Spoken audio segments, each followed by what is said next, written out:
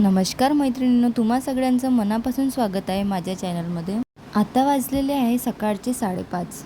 सर्वात आधी किचनमध्ये पाय ठेवताच काय दिसलं तर उंदराने सगळा गोंधळ घातला होता. मग त्या पूर्ण भेंड्या मला उचलाव्या लागल्या आणि तो गोंधळ पाहून माझा मूड ऑफ झाला. मग ते सगळं आधी आवरलं. मग म्हटलं मूड फ्रेश करायसाठी थोडं कोमट पाणी लिंबू टाकून पिऊन घ्यावं. मग पाणी पिलं आणि आज गुरुवार असल्यामुळे आमच्या आईंचा असतो उपवास, तर म्हटलं आधी साबुदाणा भिजत मग मी साबुदाणा भिजत घातला आणि रोजप्रमाणे कामाला सुरुवात केली.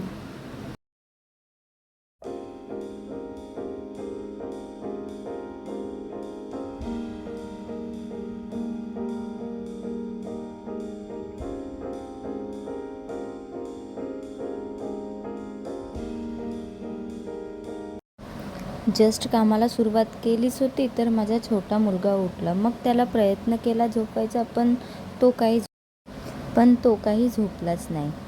मग मी त्याला आईकडे दिलं आणि मी माझ्या कामाला सुरुवात केली.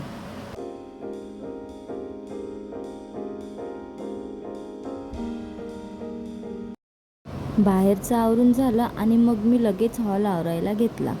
तसं रोज आईच आवरते हॉल, पण आज तस्मयला बघत होत्या त्यामुळे मला आवरावा लागला. तस्मय उठला की आम्हाला खूप धावपळ होते कामांची. मग आई त्याला सांभाळून घेतात आणि मी बाकीचे कामं आवरून घेते.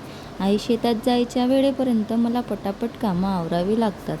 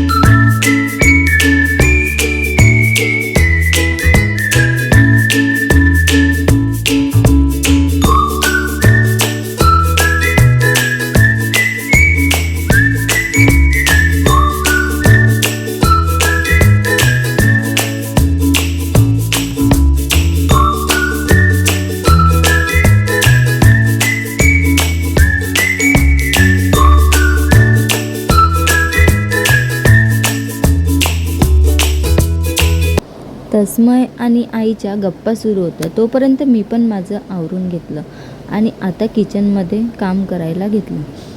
सर्वात आधी चहा ठेवला. तुम्हाला तर माहीतच आहे की जोपर्यंत चहा पित नाही तोपर्यंत कामच होत नाही आणि चहाची सवय सर्वांच्याच घरी असते. आणि लगेच दुसऱ्या गॅसवर कढई ठेवून भाजीच्या फोडणीची तयारी सुरू केली. चहा शिजवून होतपर्यंत भाजीला फोडणी दिली. तोपर्यंत आईचं पण आवरून झालेलं होतं.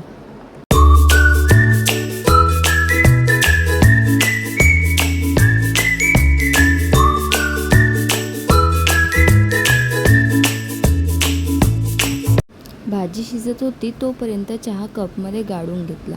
आमच्या आईंना ॲसिडिटीचा त्रास असल्यामुळे त्यांना रोज लिंबू टाकूनच चहा हवा असतो. आता वाजले होते 7. त्यानंतर मी पीठ मळायला घेतलं. पीठ मळून झालं की थोडा वेळ मुरत ठेवायचं. तोपर्यंत बाहेर रांगोळी काढून घेतली आणि हा असाच रोज माझ्या मागे मागे येत असतो. मग मला त्याला बघत बघत रोज रांगोळी काढावी लागते. तुम्हाला तर माहीतच आहे की मला रांगोळी काढायला खूप आवडते. मी एखादं काम स्किप करू शकते, पण रोज रांगोळी काढणं नाही स्किप करू शकत.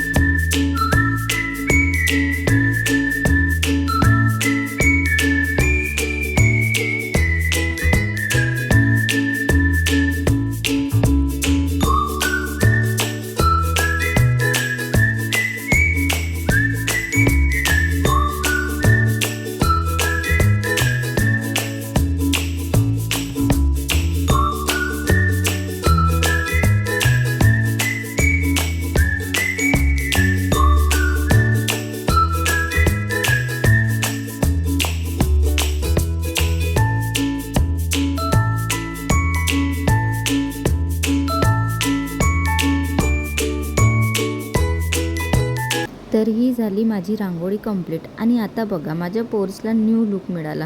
तुम्हाला कसा वाटला माझ्या पोर्चचा न्यू लुक हे मला कमेंटमध्ये नक्की सांगा.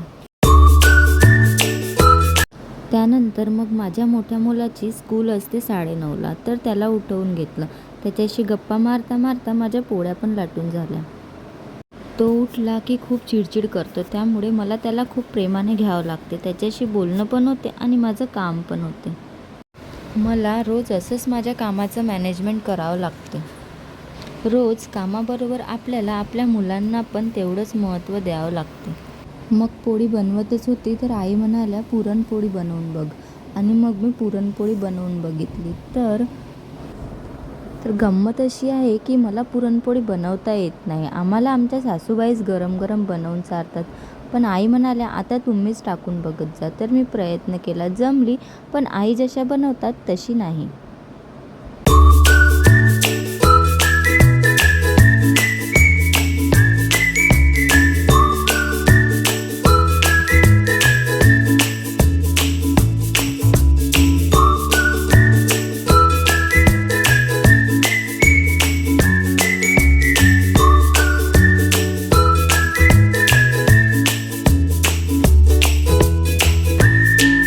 ही आहे सानू. ही म्हणाली अंकू काकू तुला वेळ आहे का? मम्मा म्हणत आहे की थोडं काकूला वेणी टाकून माग. मग मी हिला म्हणाली की आधी गरम गरम पोळी खाऊन बघ, मग मी तुला वेणी टाकून देते. मग सानवीच्या वेण्या टाकून द्यायला घेतल्या. आणि या मॅडमच्या गोष्टी काही संपत नाही. अंकू काकू असं, अंकू काकू तसं, माझ्या वेण्या घालून झाल्या, पण मॅडमच्या गोष्टी काही संपल्या नाही. ही सगळ्यांच्या लाडाची आहे, तर हिला इग्नोर करण्याचा प्रश्नच येत नाही. मग फायनली हिच्या वेण्या टाकून झाल्या आणि सर्वज्ञाला पण ब्रश करायला दिला.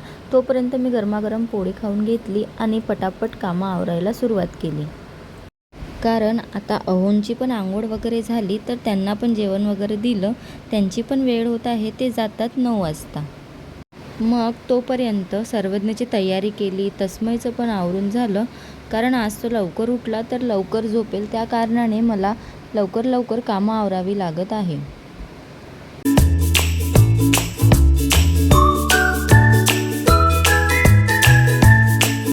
मग झालं सगळ्यांचं आवरून, मग मी माझे राहिलेले काम आटपायला घेतले. त्यातल्या त्यात यांचा टिफिन, सर्वज्ञाचा टिफिन पॅक करून दिला.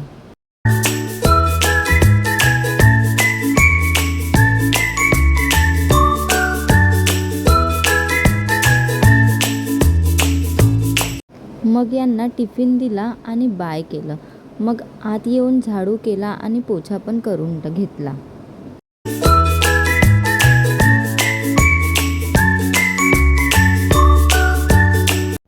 त्यानंतर मी माझं पण आवरलं आणि देवपूजा करायला घेतली. मग जेवण केलं आणि तोपर्यंत 12:30 कधी वाजले काही समजलं नाही.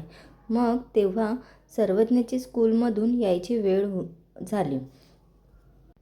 तो स्कूलमधून आला, त्याला जेवण दिलं, तस्मयला पण जेवण चारून दिलं आणि तस्मयला झोपायला घेतलं. मग सर्वज्ञाला पण झोपवलं. तर असा होता माझा सकाळचा रुटीन. आवडला असल्यास कमेंट करून नक्की सांगा.